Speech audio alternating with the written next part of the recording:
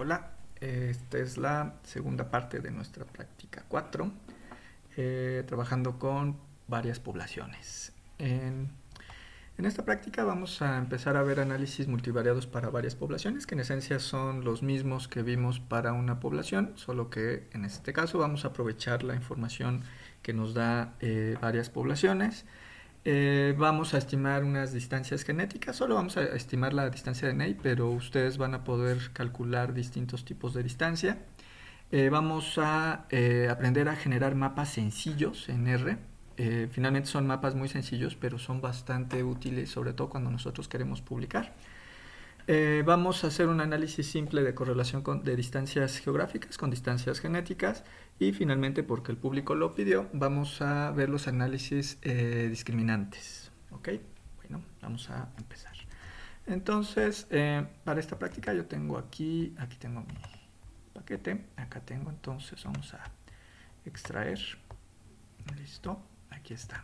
Entonces estos son los archivos. Observen los archivos que viene. Viene el archivo de las instrucciones, que es un archivo de texto simple. Pero también vienen estos 4 archivos. Estos 4 archivos corresponden a datos de polígonos. Estos datos son descargados de la Conavio.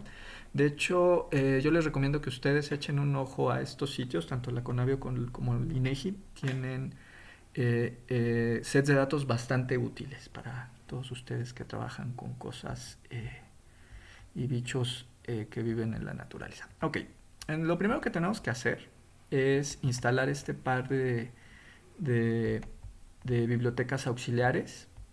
Estas nos van a permitir hacer los mapas. Entonces vamos a abrir una consola y así como está en la consola, nosotros vamos a tomar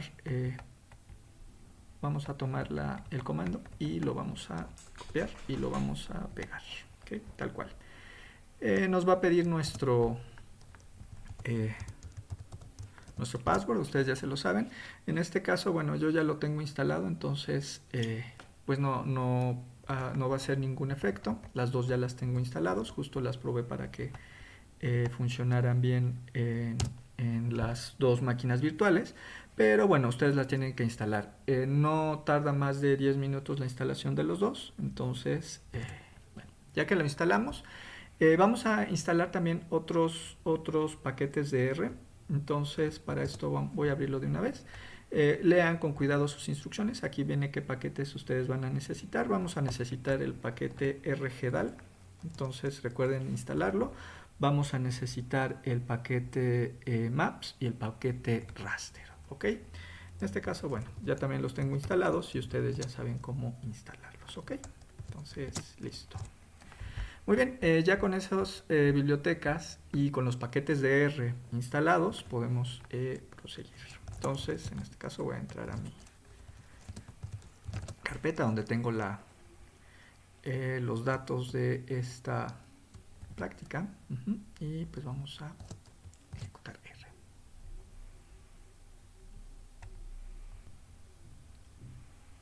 Ok, carguemos entonces nuestros datos. En este caso, como acabo de iniciar la sesión de R, voy a cargar los paquetes que ya estábamos utilizando, que se acuerdan era ADGNet. Y también estábamos utilizando herefstat.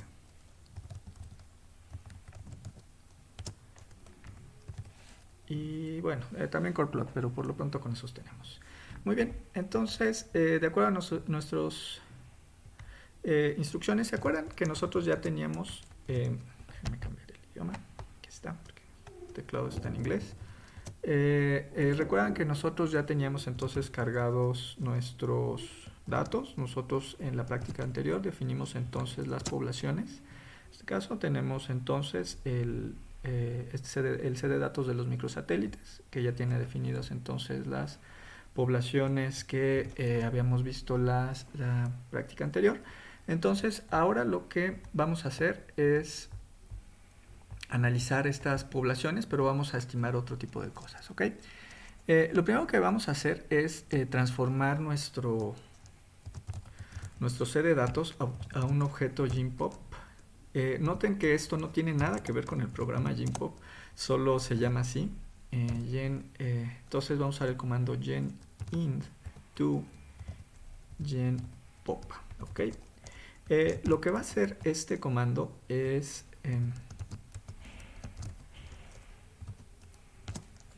lo que va a hacer es que va a transformar nuestro dato, nuestra estructura de nuestros datos que estaban a nivel individual, es decir, que tenía información para cada uno de los individuos, a un formato en el cual la información deja de ser a nivel individual y se convierte a nivel poblacional. Esto es muy útil sobre todo cuando tenemos datos que tienen muchos marcadores, muchos individuos y muchas poblaciones. Esto va a hacer entonces que el almacenamiento en la memoria se optimice para poder hacer análisis, sobre todo cuando tenemos muchos marcadores y muchas poblaciones. Esto va a ser bastante útil. Ok, entonces más allá de eso, no tiene características extras este formato. Vamos a hacer entonces ahora un análisis de PCA.genpop.pca. Vamos a hacerlo ahora a nivel poblacional. Vamos a ver qué pasa. ¿Okay? Entonces, ¿se acuerdan? El comando ya lo conocen, ya lo han usado en otra de las prácticas. En la práctica 3 lo vieron. Y vamos a utilizar entonces el comando macros.genpop. Acuérdense, aquí vamos a poner algunos argumentos como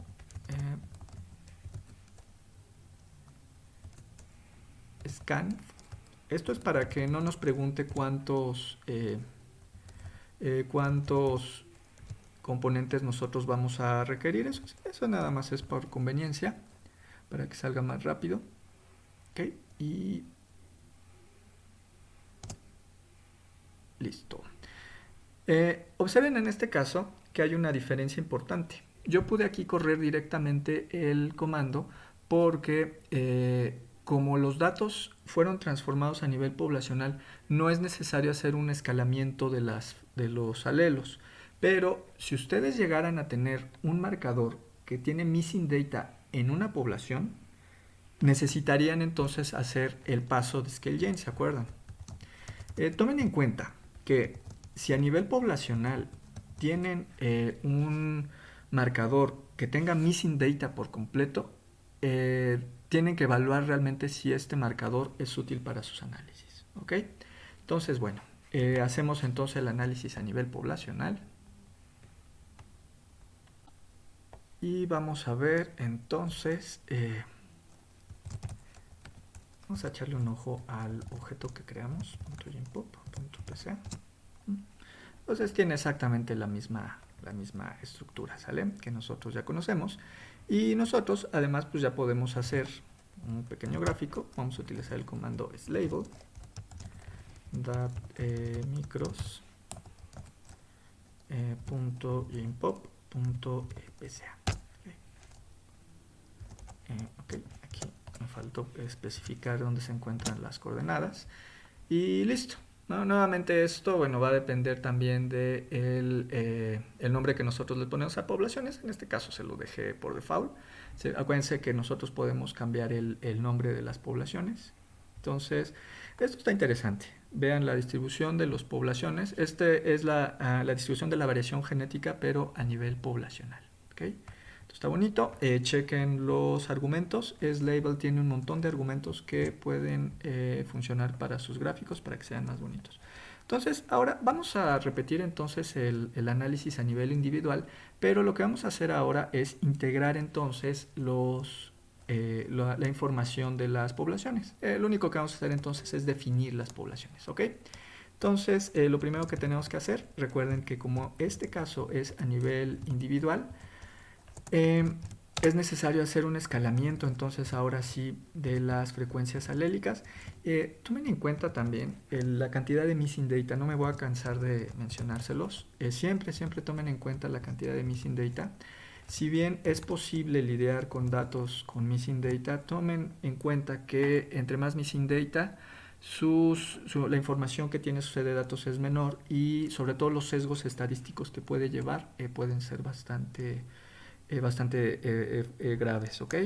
Bueno, vamos entonces aquí vamos a hacer el escalamiento y vamos a pedirle que nos ponga entonces na.methods. Ok, y listo. Ok, listo. Ok, dejé todo por default, pero aquí están. Ok, listo. Muy bien, ya con nuestras frecuencias alélicas escaladas, vamos a hacer otra vez. Vamos a ponerle micros. Vamos a ponerle mejor otro nombre, micros.pca. .int. Me parece que ya tengo un objeto similar, pero vamos a generar uno nuevo. Entonces es lossy scale. En este caso tenemos que ponerle scale false, porque pues no queremos un doble escalamiento. Y igual vamos a usar los argumentos scan false, y vamos a especificar también el número de componentes que vamos a retener en este caso. Listo. Y listo, ya tenemos entonces nuestro PSA a nivel individual. Ya también ya se lo saben. Y ahora lo que vamos a hacer, vamos a hacer unos pequeños líneas de comando para obtener una paleta de color para nuestro PSA, que se vea bonito. Entonces aquí me voy a ir a las instrucciones y aquí lo voy a pegar. ¿Okay? Observen los comandos que se utilizaron. Bueno, acá caí en mi propia trampa. Esto es para que ustedes escriban sus propias líneas de comando. Micros pop.int, y no solo las copien como lo acabo de hacer ahorita. Y listo, ahora sí.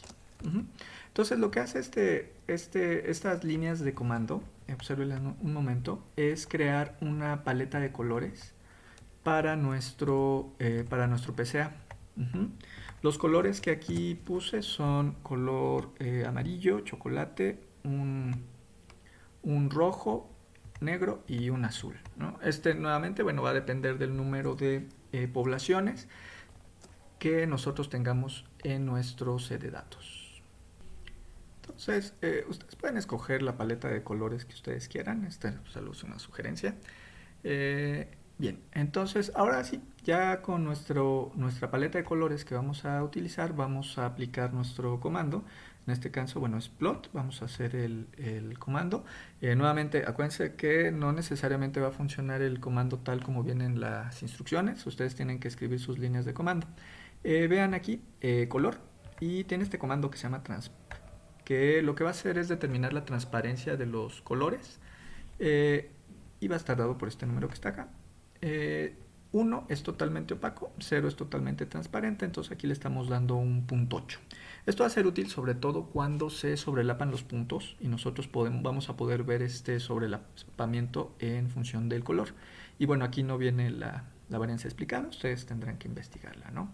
Aquí está el comando, entonces vamos a ver cómo se ve. Okay, aquí está. Recuerden ponerle el nombre de sus objetos. Miren, se ve bonito.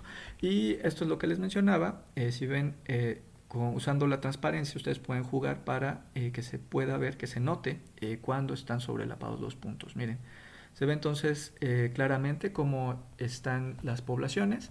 Vamos a agregar estas líneas, que son las líneas nada más en los ejes del 0, pero esto es también bastante útil para ver cómo se distribuyen nuestros individuos. Y lo último es, vamos a utilizar entonces el comando legend para especificar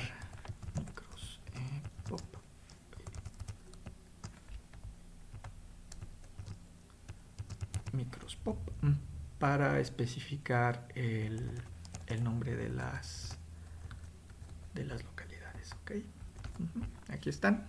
Entonces, bueno, aquí vemos, ustedes pueden cambiarle el nombre, cámbienselo de hecho para que sea más específico. Y en el comando legend nosotros podemos definir de manera numérica la posición en donde queremos la leyenda, o bien por ejemplo le podemos decir top left. En este caso top left pues sería en la izquierda, o podemos también utilizar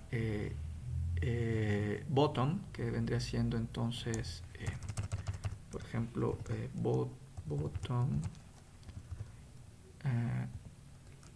right. Y podemos usar argumentos como bty, que es si lo queremos con una caja o sin una caja. En este caso vamos a ponerle false. Bueno, no me hizo demasiado caso, pero ahí está. Ok, bueno, ustedes ahí decidan cómo lo quieren. Ok, vamos a corregir esto para que ya quede más bonito. Entonces, nuestro plot. Vamos a poner las dos líneas abscisas en la vertical y en la horizontal. Y las leyendas, creo que a mí me gustaron en la parte izquierda superior, ¿no? Entonces el argumento aquí, el valor del argumento no es false, es n, entre comillas, que es un valor de carácter. Y entonces vamos a ponerla, vamos a ver, top left, creo que aquí fue donde me gustó. Bien, ya sale sin caja y... Ok, ustedes decidan dónde la quieren, ok. Sí, creo que no me gustó tampoco. Muy bien, pero más allá de eso, observen entonces y evalúen las diferencias que hay cuando nosotros hacemos un análisis a nivel poblacional o bien cuando lo hacemos a nivel individual, pero considerando las poblaciones, ¿ok? La información que nosotros observamos en este y el otro gráfico son bastante diferentes. Bien. Ahora vamos a utilizar el siguiente comando. Vamos a poner micros.dist. Lo que vamos a hacer es generar una matriz de distancias entre las poblaciones. En este caso el comando es distGenPop. Y vamos a utilizar entonces nuestros datos que nosotros generamos, GenPop. Y existen un montón de métodos. Vamos a ponerle por ejemplo el 1. Bueno, puede ser así, puede ser con comillas en este caso. Un poquito. Y vamos a ver qué tiene adentro este objeto. Okay. Punto dist.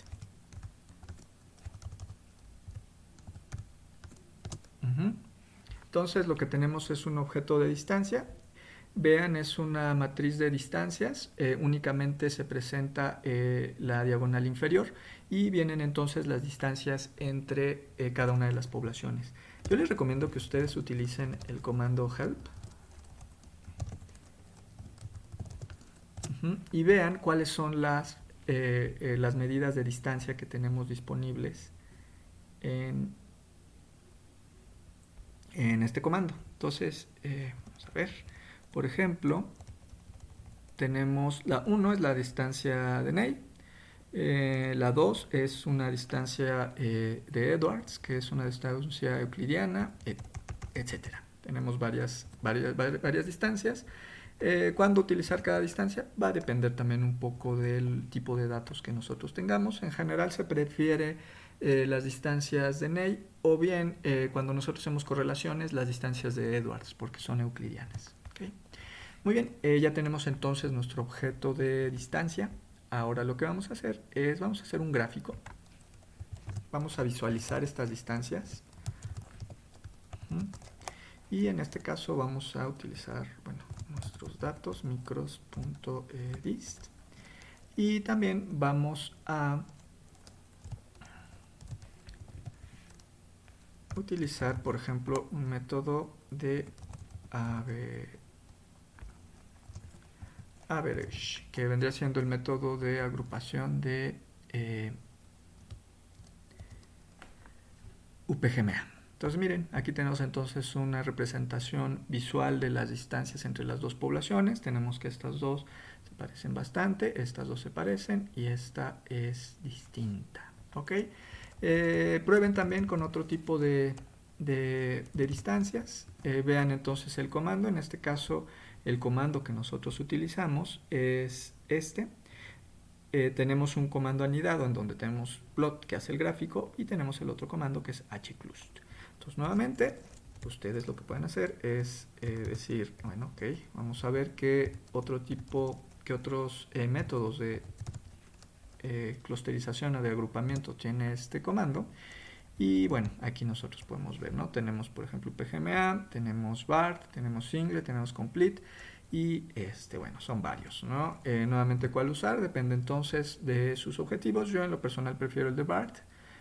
porque le da preferencia a lo largo de las ramas y se ven más claras las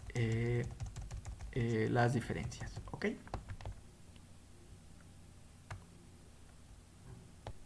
Listo. Entonces, ahora vamos a generar un archivo. Aquí están los datos de la distribución geográfica. Consulten el archivo, el artículo de los perritos de la pradera. Entonces vamos a generar con esto un archivito para tener los datos de las localidades. Entonces se puede meter directamente a R, incluso copiando y pegando, pero vamos a mantener ahorita un poquito de orden y vamos a logs.csv. Okay. Vamos a generarlo aparte. Ok, aquí están entonces los datos, viene el nombre de la población, longitud, latitud y vean que están separados por coma. Ok. En este punto es bien importante que ustedes vean que los nombres que están ustedes dándole a las poblaciones coincidan con los nombres con los cuales ustedes están metiendo las coordenadas geográficas. Eso es muy importante. Bien. Listo. Bueno, ya que tenemos entonces nuestro objeto, vamos a cargarlo. Se llama entonces logs. El separador es una coma y tiene títulos. Listo. Entonces, aquí está. Son entonces las coordenadas geográficas de cada una de las poblaciones. Noten que estas coordenadas vienen en en grados decimales. Es importante también que cada vez que ustedes hagan análisis, siempre tomen en cuenta el datum con el cual fueron tomadas las coordenadas geográficas. Y en general es recomendable pasarlas a coordenadas decimales porque es más fácil trabajar con ellas. Pero nuevamente tomen en cuenta el datum con el cual ustedes tomaron sus coordenadas geográficas antes de hacer las transformaciones. ¿Okay? Muy bien, ahorita lo que vamos a hacer es cargar hacer el mapa. Vamos a cargar los paquetes. Entonces, el primero que vamos a cargar es el paquete rgdal.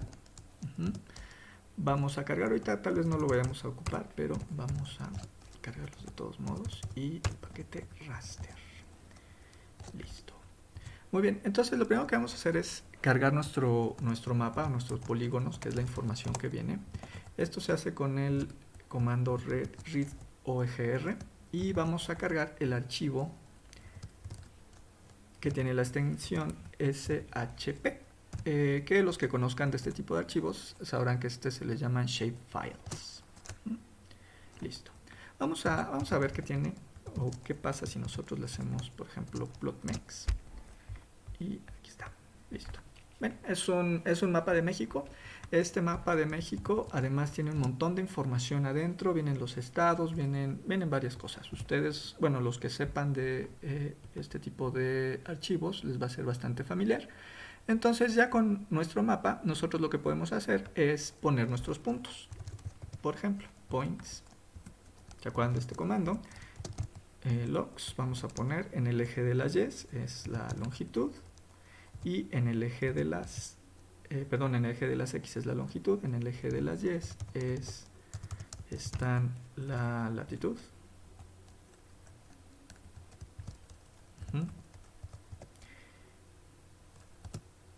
Y listo, bueno, no se alcanza a ver. No se ve, vamos a ponerle 3 points. Entonces tenemos las localidades, la longitud y la latitud.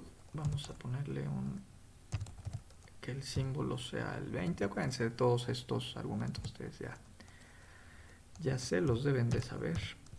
Red, por ejemplo, a ver, ahí está. Pues bien, aquí están los puntos. Miren, las localidades son muy cerca de la frontera, se encuentran dentro de la reserva de la biosfera de Janos. Y ustedes vean entonces sus instrucciones. Vienen algunos argumentos para hacer el gráfico y cómo, por ejemplo, delimitar la zona que a lo mejor nosotros queremos. Esto es útil porque podemos obtener entonces el mapa completo y luego hacer una delimitación de la zona que estamos nosotros trabajando. ¿Okay?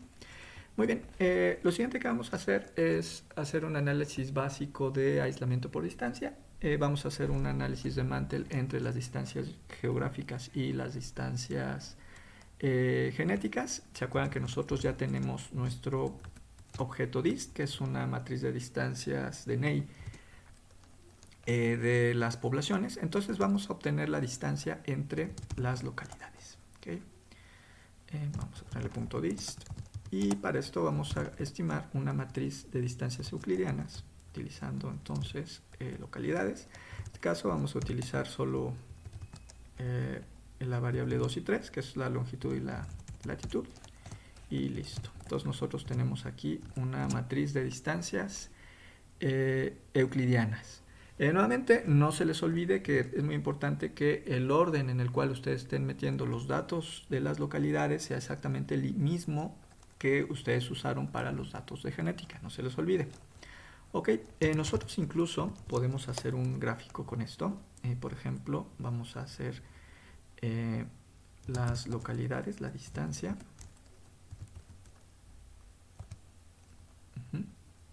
Y vamos a usar también nuestra matriz de distancia. Entonces, desde aquí ustedes ya más o menos pueden ver qué es lo que va a salir, pero bueno, vamos a hacer la prueba formal, ¿ok? Entonces, para esto vamos a utilizar la prueba de, una prueba de Mantel. Hay bastante discusión acerca si es la mejor prueba que se puede utilizar, a pesar de que no es, a lo mejor no es la prueba idónea para este tipo de datos. Acuérdense que este tipo de pruebas la intención de estas pruebas es darnos información acerca del comportamiento de nuestros datos. ¿Okay? Entonces para eso es bastante, sí puede ser bastante útil. .dist y vamos a meter también la de los micros. .dist y vamos a utilizar, bueno, podemos utilizar un argumento para obtener el número de iteraciones para la significancia. Entonces vamos a ponerle poquitas para que salga rápido. Y listo, tenemos micros.mantel. Entonces aquí tenemos el valor de P. Tenemos entonces el valores de la varianza, que casi no explica nada nuestro modelo, pero bueno, aquí está. Valor de P, por supuesto no fue significativo, pero bueno, eso ya lo habíamos esperado. ¿Okay? Esto es más útil cuando ustedes tengan sus datos y también consideren el número de poblaciones que ustedes tengan. O sea, realmente una prueba de Mantel entre 4 o 5 poblaciones a lo mejor no es demasiado informativa. Y sigamos entonces con el siguiente análisis. Bien, finalmente vamos a hacer el análisis de discriminante, porque ustedes lo pidieron. Antes de empezar, bueno, solo nos gustaría aclarar que los análisis de discriminantes son bastante prácticos, funcionan muy bien, sobre todo cuando tenemos sets de datos muy grandes. Para SNPs funcionan bastante bien en términos de eficiencia. Pero hay que señalar que los resultados suelen ser bastante inestables. Va a depender mucho del tipo de señal de estructura que tenemos. En lo personal, nosotros no recomendamos su uso como única herramienta para encontrar estructura.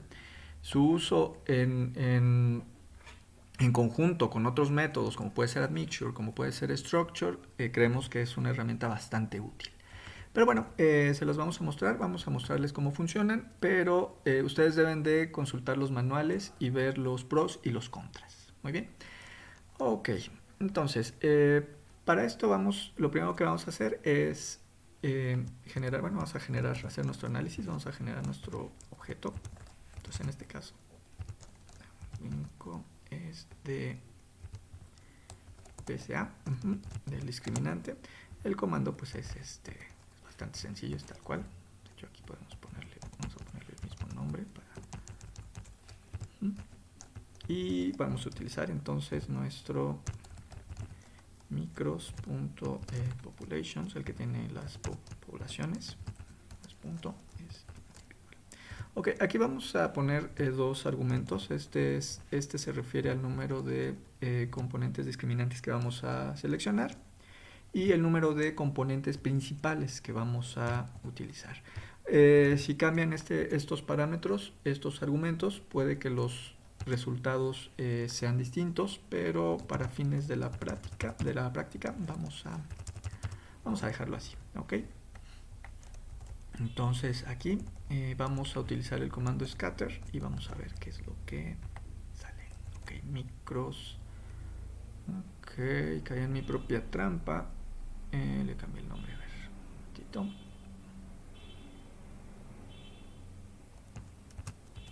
Listo. Ok. Entonces, si ven, realmente aquí el resultado es muy similar al que obtuvimos con el componente principal. Sale bastante bonito, salen bastante bien los colores.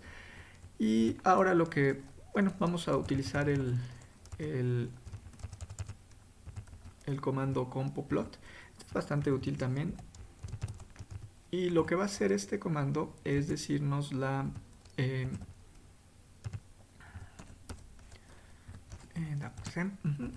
probabilidad de asignación de cada uno de los individuos a cada uno de los componentes. Entonces, si ven, aquí tenemos los componentes.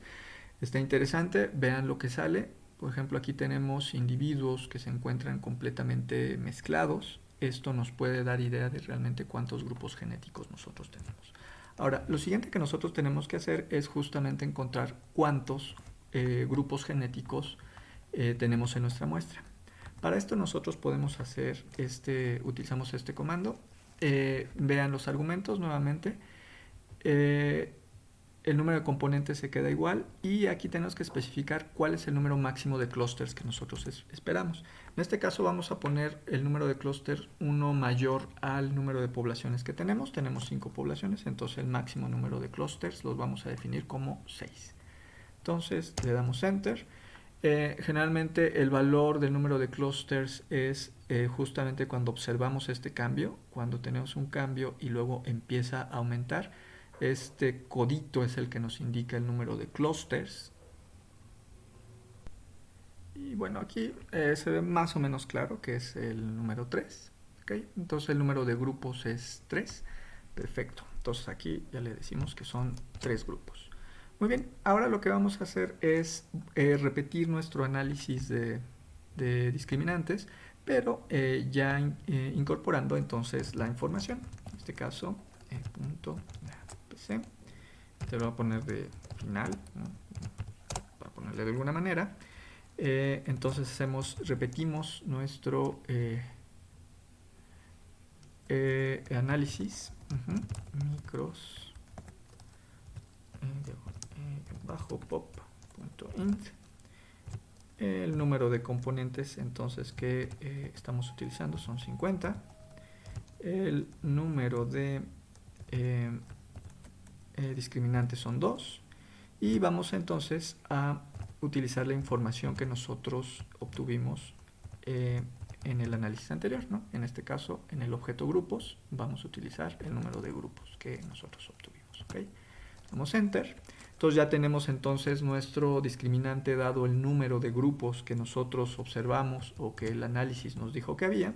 Y simplemente aquí volvemos a usar nuestra función, solo que en este caso vamos a utilizar el nuevo objeto que nosotros acabamos de generar, que le puse fin. Y listo, vamos a ver cómo se ve. Entonces, ¿qué es lo que ven? Bueno, en principio que muy probablemente para este juego de datos no tengamos 5 poblaciones, o bueno, tenemos 5 localidades, pero estas realmente comprendan 3 grupos genéticos. Es en esencia lo que nos dice el análisis. Y si nosotros repetimos entonces el